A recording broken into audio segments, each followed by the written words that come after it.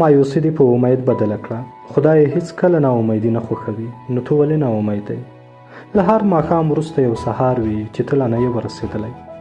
مایوسي دروازه وتړله خو امید کړکۍ خلاصه پرېښي. ته یو وار نه 1000 واره پورته کېدلی شي. هغوی بریالي شول چې نه تسلیمېدل. ته یې هم کولی شي. د هر زخم تر شا یو طاقت پټ وي. پیدا یې کړه. ته اوس فکر کوې چې پای ته ورسېدې، خو دا یوازې د بل پړاو پیل دی. او بریا د هغو کسانو انعام دی چې وروسته له ناکامۍ بیا پورته شي. مه هېروئ، هیله د ژوند رڼا ده او ته دا رڼا بېرته بلولی شي.